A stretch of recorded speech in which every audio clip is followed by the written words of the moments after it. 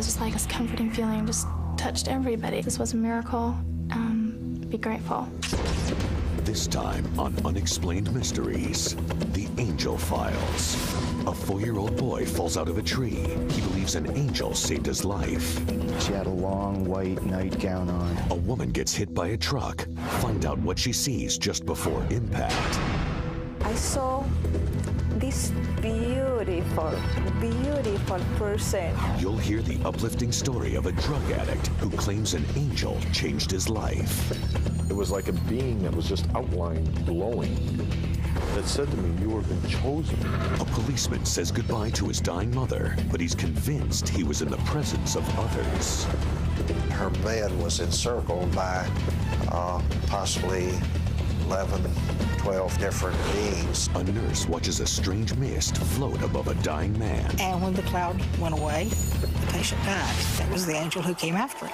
Some doctors believe angels may visit the dying. It's time to go, and it's okay. A woman declared dead says she saw her grandmother's spirit. She says, Renelle, it's Grandma.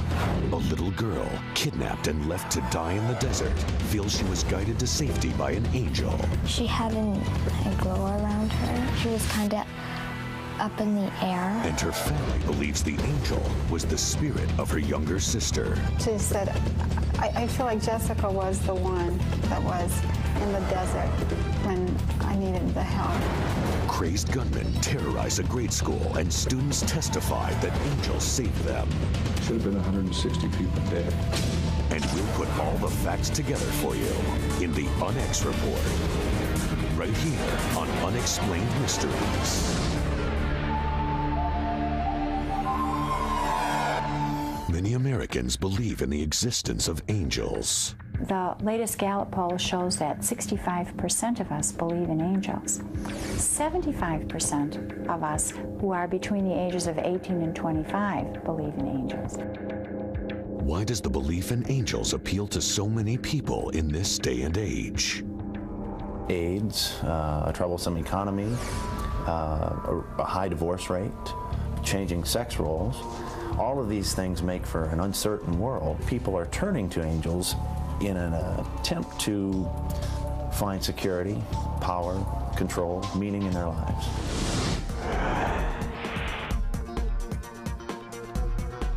A 4-year-old boy claimed he had an angelic experience.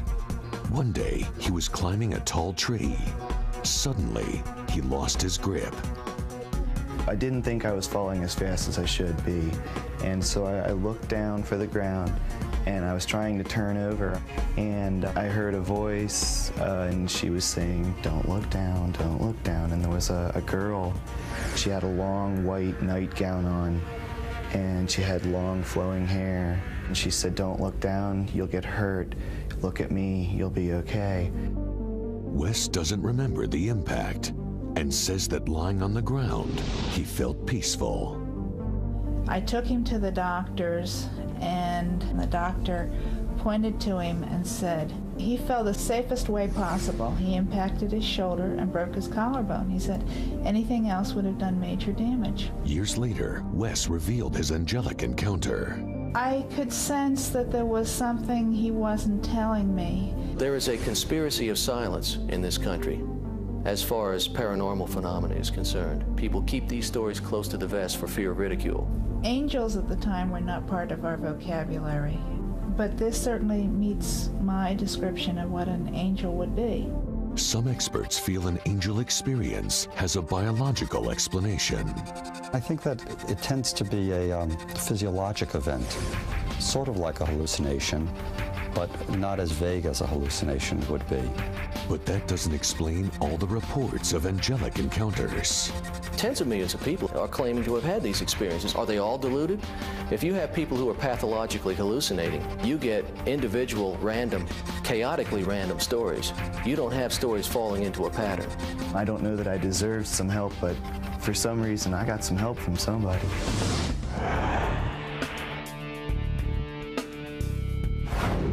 While playing at a pool party in Normal, Illinois, another young boy claims he came into contact with an angel. And we had fastened water wings on Daniel because he couldn't swim. somehow, and we really don't know when, he took the water wings off. And he ended up in the deep end of the pool. He was just laying down there, this little ball. Daniel nearly drowned. When he was revived, he made an unusual statement. He said, "Did you know that there was an angel and there was a bright light, and the angel and the bright light were inside a tunnel?" A tunnel with a light inside and an angel. Children seem to have a natural affinity for wonder, and so they're very open to the kinds of things that apparitions bring.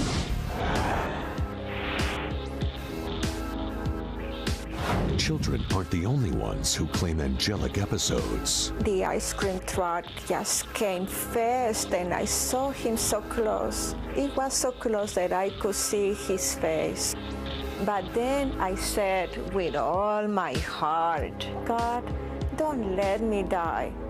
And right after that, I saw this beautiful, beautiful person. It was a male. And he was like when you see somebody in slow motion, just coming towards me at the same speed as the truck, but his hands were like this, stretched to me. The truck slammed into Estella. She suffered a number of injuries, including the loss of her leg, but surprisingly felt no pain. I had no idea that I had lost my leg. I had broken ribs. I had a collapsed lung. I was conscious when I went to the hospital. I did not feel pain.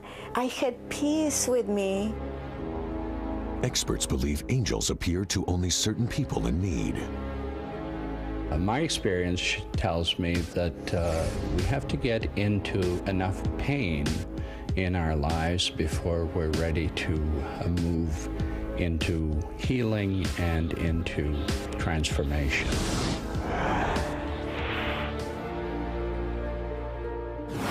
The presence of angels is not limited to life-threatening events.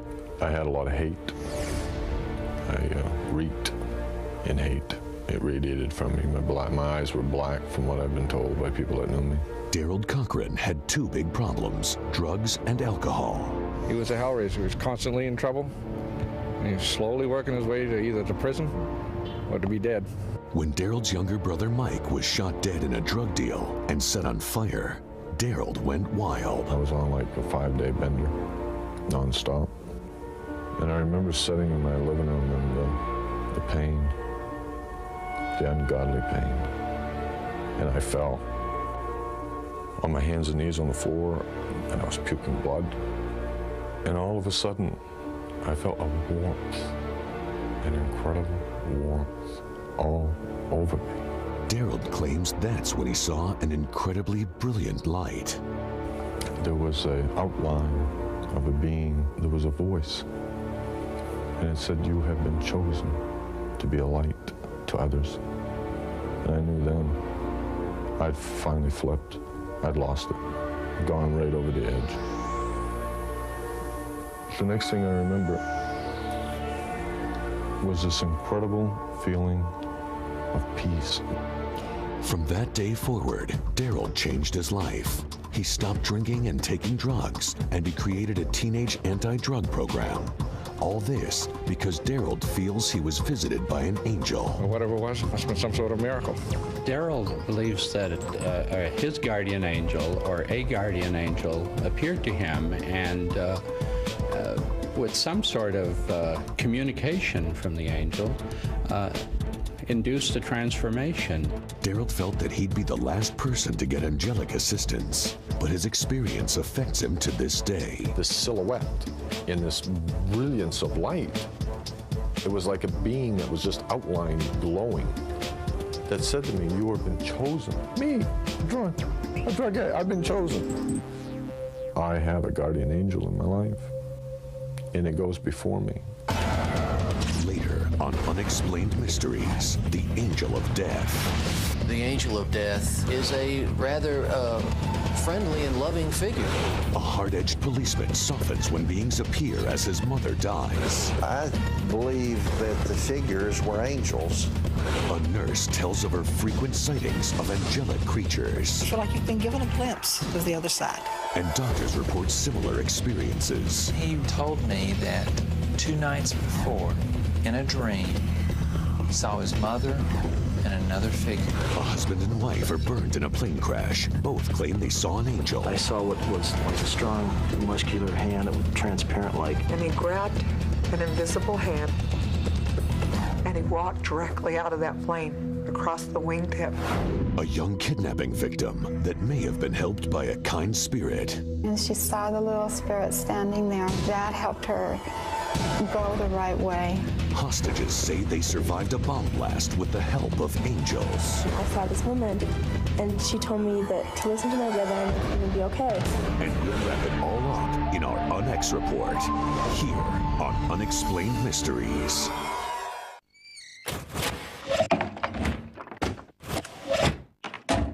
For 9 months, they're safe inside. So here's our baby. Very hard to I think it takes after Mom. But for all these parents, the big day is fast approaching. If she's not ready to come, she's just not going to come. I didn't know how hard it was going to be, and I was right. But everyone agrees it's all worth it for the end result. When he smiles at you and sort of laughs, it melts your heart. Oh, look. Almost everyone. What do you guys think? It's disgusting. Birth stories, weekdays on Zone Reality. She'll take drugs and ruin her life. We were called here for a possible suicidal person. He'll get drunk and lose his mind. And you're gonna arrest me for what? They'll make the mistake that will cost their freedom. Get out of my house! And a loving wife will feel her husband's hatred. I just can't deal with it. But tonight, You want a coffee? the vulnerable will find a friend. Hot chocolate. Looking at her, she needs some help. You've got someone that you can talk to. Police in Action, a new series on Zone Reality.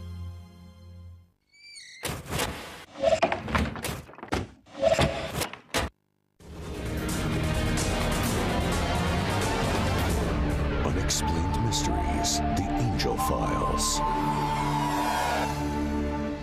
The terrifying Angel of Death. The Angel of Death has been traditionally defined as any angel to whom God delegates the power to take a mortal's life. But now, researchers believe that the Angel of Death is not always fearsome. The good news is that generally, the Angel of Death, contrary to the darker legends, is a rather friendly and loving figure.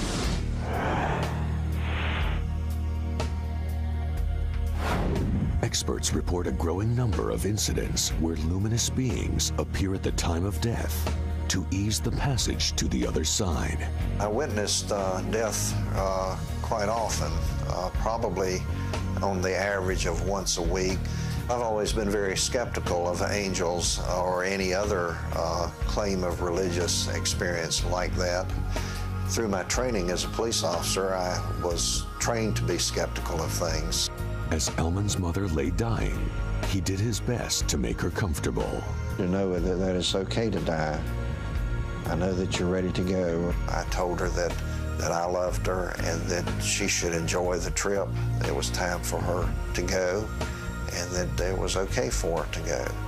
And I think she was at peace when we talked about that. He felt the atmosphere change as if a gentle calm had enveloped the room. All of a sudden, I was aware that her bed was encircled by possibly 11, 12 different beings completely encircling her bed.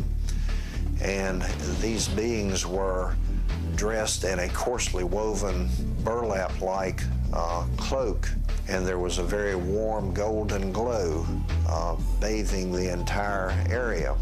They were standing as a human being would stand.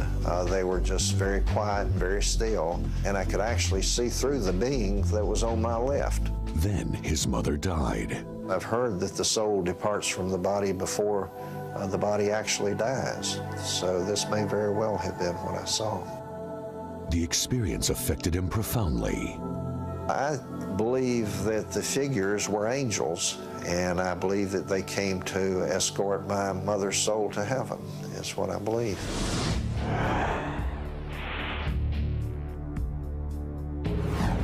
People who work in the medical profession have numerous accounts of angels. They claim angels don't always appear in human form. Sometimes they appear as animals or other entities. A nurse saw a cloud floating above a dying man. And when the cloud went away, the patient died. And it was just always been my belief that that was the angel who came after him. Researchers insist that the cloud was the spirit of the man as he passed away. You just feel awe when you see something like that because you feel like you've been given a glimpse, a little bit of a glimpse of the other side. Many of Linda's patients have told her of angelic visions before they died. I've had them tell me that the angel came and took me and showed me heaven, showed me where I was going. This is very common. In fact, it's more common for it to happen than for it not to happen. Other medical professionals are certain they've witnessed some kind of angelic event. I have seen patients reach moments of peace, not resignation with their death, but just acceptance about it and readiness to go on to the next phase. It's no medicine that's made them feel like that. It's a spiritual something that's gone on inside of them. After observing so many of these encounters, Dr. Alexander is a firm believer. Every angel story I hear makes me believe more in angels. I mean, I believe when these people say they see something, I believe them. I wouldn't mind seeing an angel myself.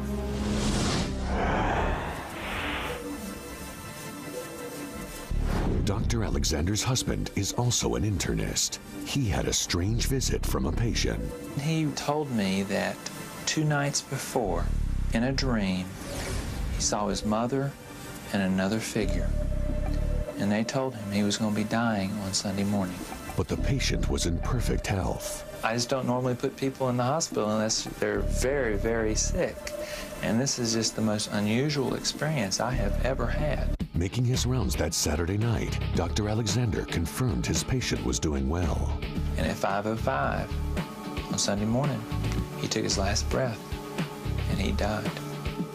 There was no explanation other than something supernatural having intervened.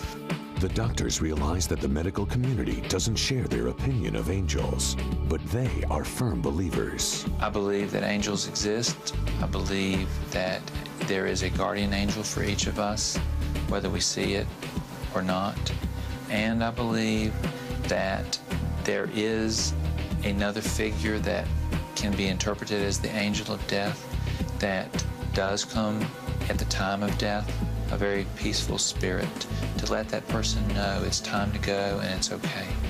Next on Unexplained Mysteries, a short plane trip turns into a journey to the other side. She says, Renelle, it's Grandma. And it hit me. She had died 2 years before. Am I dead? More doctors are convinced patients often get otherworldly help. We have guardian angels that watch over us and help us out whenever we are in need of help. A child in danger says she found safety through a spiritual guide. She had blonde hair and bluish eyes, and she had a glow around her. And her family believes the spirit was her unborn sister. I think it was me. I believe my sister, I was her angel. The amazing tale of the angels who saved school children from deranged gunmen. It was just like this total peace and this comforting feeling just touched everybody. It was just a feeling just to be relaxed and not to worry that you'll make it through it. And we'll get to the bottom of all the facts with the Unex Report on Unexplained Mysteries.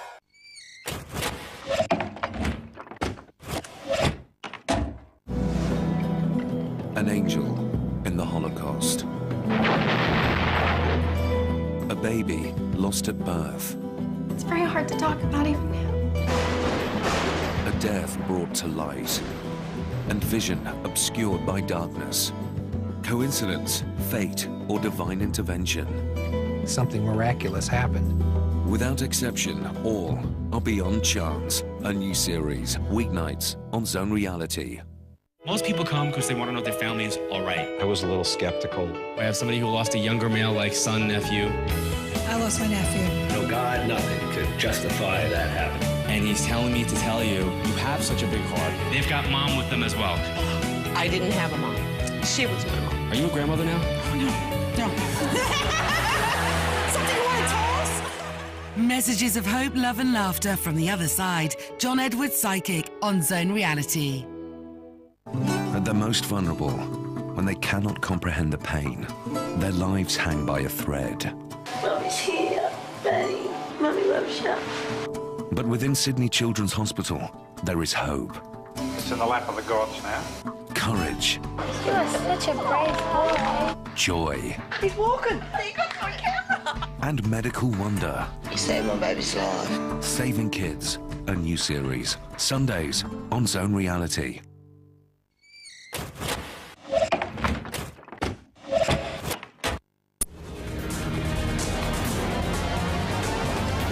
Unexplained Mysteries, The Angel Files. Many people claim angels saved their lives.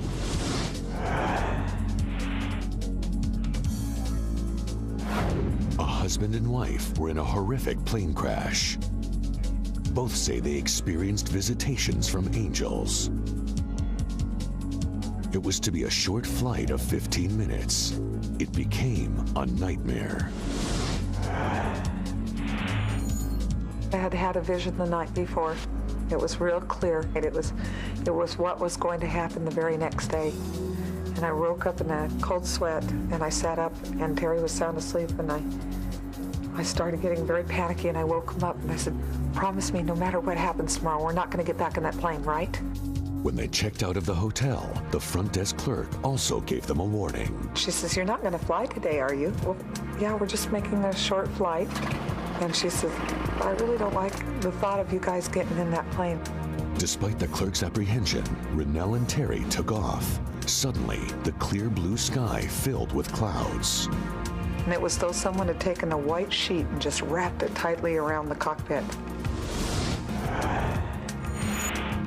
Like fingers of clouds just came down in total to almost zero visibility. And I said, Terry, the ground, it's coming up. The whole horizon was coming right up at us. And then all of a sudden the mountain was there, and that's when I just pulled back up and she started screaming, the ground. Quickly, Terry pulled up on the steering column, which caused us to belly flop against the mountain. As we did, parts of the plane started flying all over the place. The sparks were coming out on the wingtips. When I got sucked out onto the wingtip, I was completely engulfed in flames. My whole body was completely on fire. The burning plane skidded to a halt. Renelle was alive but badly burned. Terry was more fortunate, with injuries only to his hands. And he had seen something during the crash. I saw what was like a strong, muscular hand that was translucent, whitish, goldish, transparent-like, come like this, and I just felt peace and comfort from here that I wasn't going to get smashed. As I looked over at the flame, Terry stood up inside the flame, and he grabbed an invisible hand, and he walked directly out of that plane, across the wingtip. I looked up at him, amazed because he was unscathed. He says, where's the man that pulled me out, Renelle? Renelle and Terry now had to hike nearly 6 miles through snow to safety. The skin of my hands were causing me a lot of pain. At one point, I just couldn't take it anymore, and I just yanked both of them off, and I left them on the ground. Renelle had peeled the charred skin from her burnt hands. So we had to climb the barbed wire fences, basically burnt barehanded and ripped, which was very difficult to do. And was what was amazing to me is I felt led. I felt guided which way to go. They made it to a highway where a truck driver radioed paramedics. But in the ambulance, Renelle's body finally gave up. Her heart stopped. And all of a sudden, I just let go. And at that moment, I felt peace. And it was quiet. And then in a quick moment, I was standing up. And as I looked, I could see these nurses all crowded around this gurney. I saw a hand fall off the gurney, and it was black and charcoal, and I realized whose hand that was. Renelle saw her life pass before her eyes. And as I started to look around, I saw a woman coming from the distance moving toward me. She had white hair. She was wearing a white dress. And she called out my name. She says, Renelle. Renelle, it's Grandma. Grandma? Yes, Renelle, it's me. She reached out her hand. Well, now wait a minute. It hit me. She had died 2 years before. Am I dead? Was this vision an angel? In the emergency room, a doctor was pronouncing Renelle legally dead. Renelle says her grandmother taught her vital lessons. I learned that love was not just this emotion that you feel in your body. It is an actual power that empowers your own soul and your own life. Renelle claims she then saw an image from the future, perhaps another angel. I saw a young man come from the distance, and he said, Mom, why are you here? Mom? Nathaniel. He says, I need you, Mom. You have to go back. At that moment, as I looked into his eyes, I realized I needed to set my own selfish needs aside. I said, I promise you, Nathaniel, I'll give you your chance. I promise. Then she let go of Renelle's hand. And just before I came into it, I could see my hand off to the side of the bed. And then when my spirit had come into it, I absolutely couldn't stand it. It was an instant pain. Renelle relied on the memory of Nathaniel to get her through the numerous surgeries and grueling physical therapy. She was a very motivated person who became very goal-oriented and was sure that she was going to beat this. We have guardian angels that watch over us and help us out whenever we are in need of help. Renelle's difficult rehabilitation seemed to solidify the Wallace's marriage. Somehow it fused us together. It's like the hands were both burnt, they're both fused together. See, so we had the same matching mittens, where people had their wedding rings and all that. They match, and so what's happened is we kind of got fused. Years after she was declared dead, Renelle has survived to give birth to a son. His name, Nathaniel. Renelle and Terry now share her grandmother's words with others by visiting hospitals to comfort burn victims. Remembering hearing my children's echoes down in the valley and thinking, that's why I lived. This is the reason. Coming up on Unexplained Mysteries, a kidnapped young girl finds her way to safety with the help of a kindly spirit. She was telling me it'd be all right and that I'd be okay.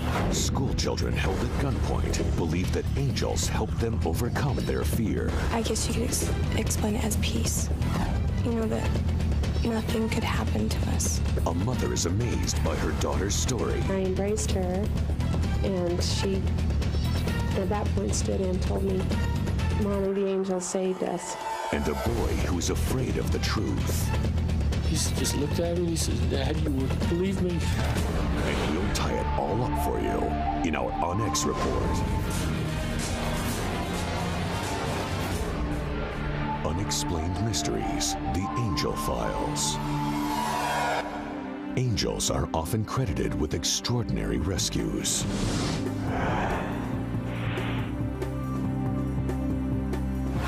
A 3-year-old girl is kidnapped. She was kind of a bouncy little kid, always into trouble and always jumping on, you know, always wanting hugs and kisses and jumping on you and mauling you, and she was always fun. The day that she was kidnapped, everything changed. Everything was different.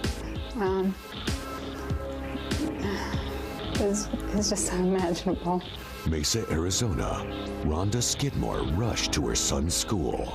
I had to go to the school to help Robert. And so I took some things into the school and I left my little kids in the car. That's when a kidnapper made his move. When I came back, the little boy in the car that I'd been babysitting, it said a man took her out of the car. And I looked around and she was nowhere. Over the next 2 days, police searched for the girl and her abductor. Back home, her brothers and sisters were desperate. Robert went to the front door and just screamed, trying to call her home. And he did that until his voice was totally spent. This incident occurred in fall time, which in Arizona we see our greatest extremes, the extreme heat, the extreme cold. Children lose heat and become dehydrated very quickly, and it could even progress to a point of unconsciousness, what we call heat stroke, and a large percent of those patients could die. A thunderstorm forced the police to stop the search. Hope was fading.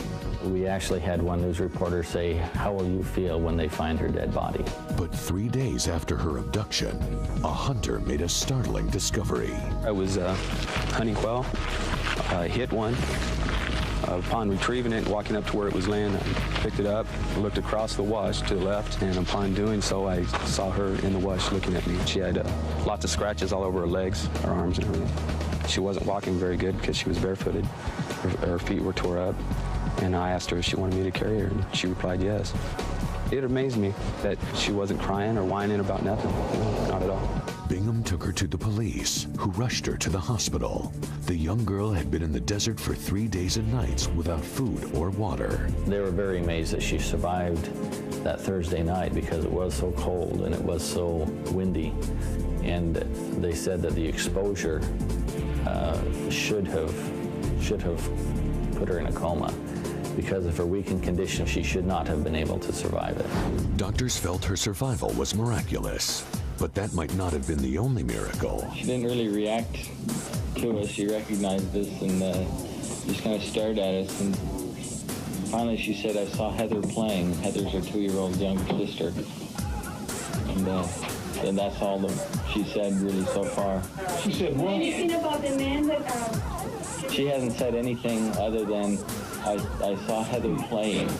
Do you know what she meant by that? We don't know. There was no way Heather could have been there. Gradually, the abducted girl began to talk of her time in the desert. She mentioned that she was really, really hungry, really, really thirsty, and her feet hurt because of all the cactus thorns.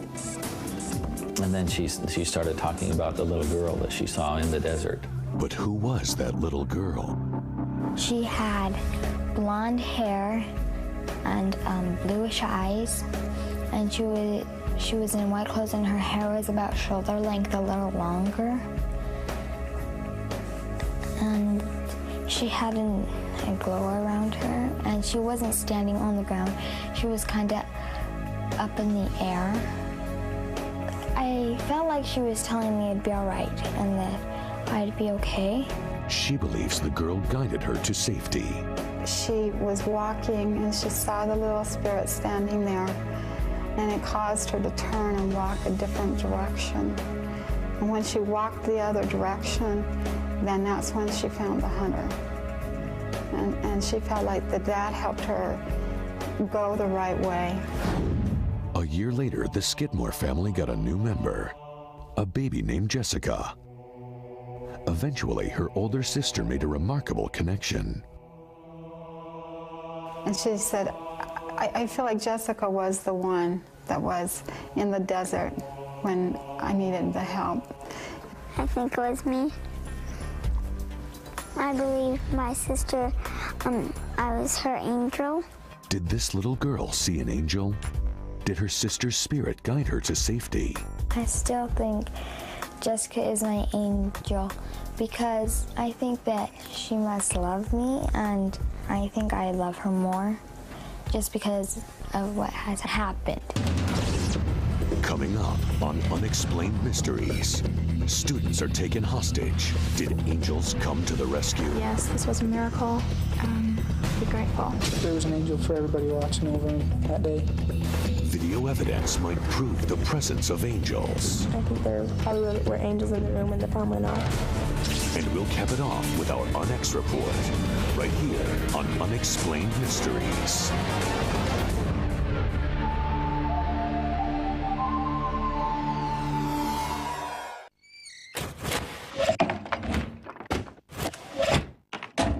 For 9 months, they're safe inside. So here's our baby. Very hard to I think it takes after mom. But for all these parents, the big day is fast approaching. If she's not ready to come, she's just not going to come. I didn't know how hard it was going to be, and I was right. But everyone agrees it's all worth it for the end result. When he smiles at you and sort of laughs, it melts your heart. Oh, look. Almost everyone. What do you guys think? It's disgusting. Birth Stories, weekdays on Zone Reality. A dark and deadly moment. Kevin's dead. Leaves behind ruined lives. They were just normal kids. Little Kevin's always asking, when is my daddy going to come back from heaven? And unanswered questions. We really didn't know why he was killed. It is their job to put all the pieces back together. We're not taking sides. The only side we're on is the side of truth. Medical Detectives on Zone Reality.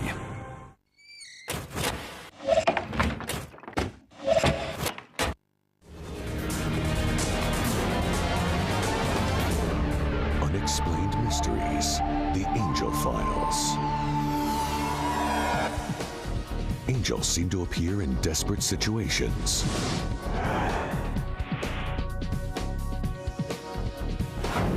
Children are taken hostage in a Wyoming school.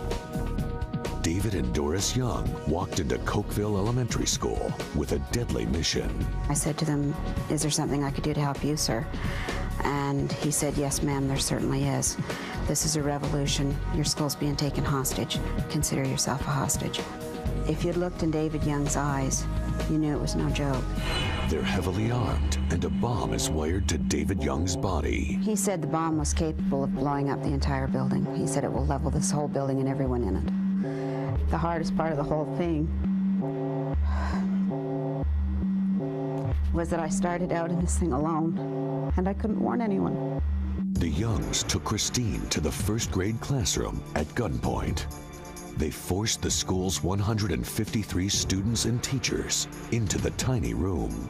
He said, "This is a revolution. I'm holding you hostage." And one of the girls in my class just went hysterical. He demanded a ransom of $2 million for each hostage. With police and parents waiting helplessly outside the school, the tension inside the classroom increased. We had children sick to their stomach, crying, you know, and asking their teachers, "Why can't we go home? I want to go home." Young put down tape in the shape of a square. He and Doris sat inside it. He said if anyone else stepped into the square, he would set off the bomb. Although he was acting more disturbed, the children became calmer. It was just like this total peace and this comforting feeling just touched everybody. I guess you could explain it as peace.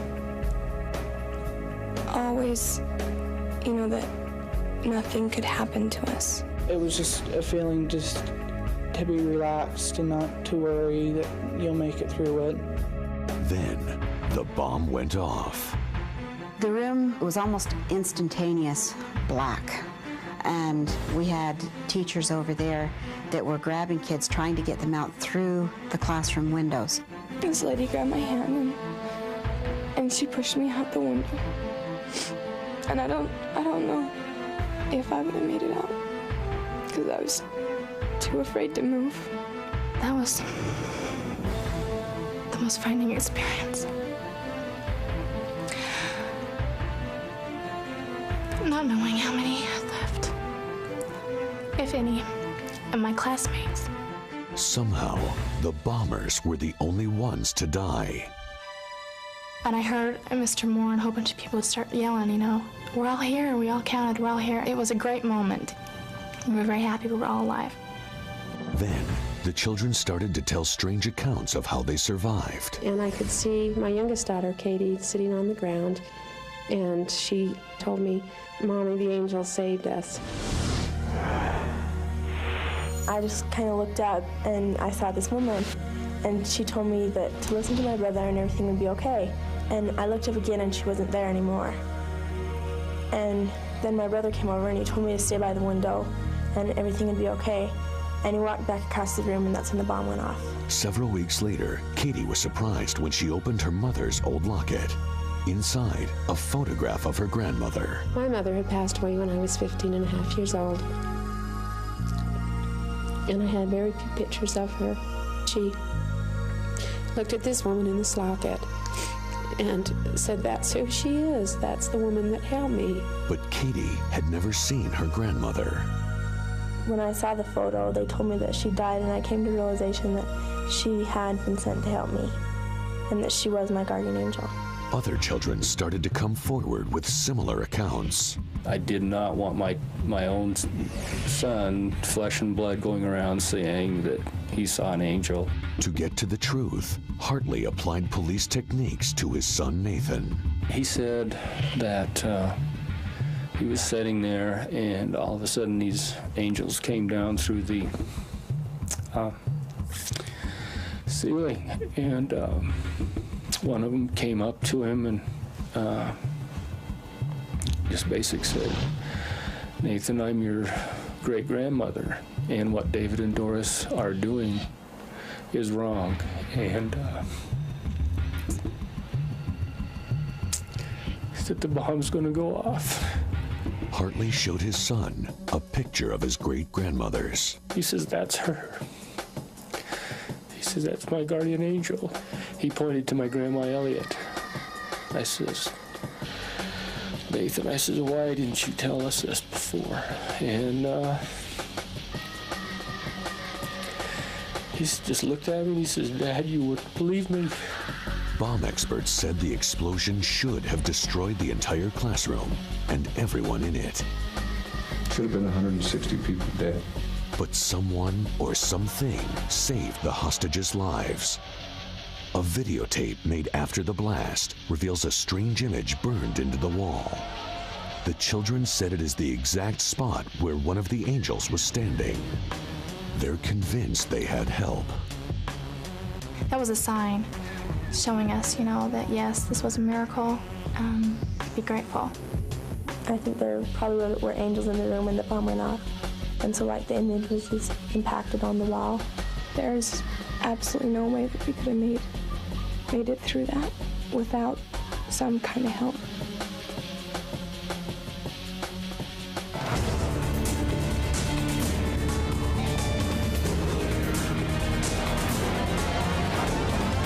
The Unex Report.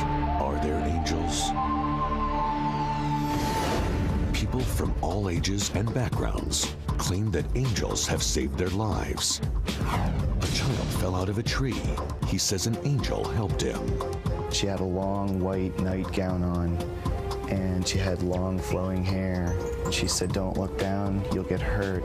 Look at me, you'll be okay." When another child nearly drowned, he saw an image inside a tunnel of bright light. He said, "Did you know that there was an angel?" A woman was crushed by a runaway truck, but not before she saw a beautiful figure moving towards her. His hands were like this, stretched to me. When a drug addict hit rock bottom, he says he was visited by a benevolent creature who changed his life. There was an outline of a being. All of a sudden, there was a voice, and it said, "You have been chosen to be a light to others." A police officer claims he saw angels when his mother died. All of a sudden, I was aware that her bed was encircled by possibly 11, 12 different beings. A nurse maintains she saw a cloud hovering over a dying man. It's just always been my belief that that was the angel who came after him. Doctors familiar with death are convinced that angels exist. I believe when these people say they see something, I believe them. A Utah woman had a nightmarish premonition. I had had a vision the night before, and I said, "Terry, wake up. Promise me no matter what happens tomorrow, we're not going to get back in that plane, right?" After being declared dead, the woman had a vision. She had white hair. She was wearing a white dress. It hit me. She had died 2 years before. Am I dead? An innocent child was kidnapped. She insists that a beatific little girl saved her life. She had a glow around her, and she wasn't standing on the ground. She was kind of up in the air. When a pair of gunmen took a school hostage, several students reported that angels helped them survive a bomb blast. There's absolutely no way that we could have made it through that without some kind of help. But some scientists believe there is a human explanation for angelic visions. I think that it tends to be a physiologic event, sort of like a hallucination, but not as vague as a hallucination would be. Witnesses describe all sorts of encounters with angels, at terrible accidents, while working with the dying, and during near-death experiences. Could they all be wrong, or do angels really exist? For now, those answers must remain an unexplained mystery. I believe that angels exist. I believe that there is a guardian angel for each of us, whether we see it or not.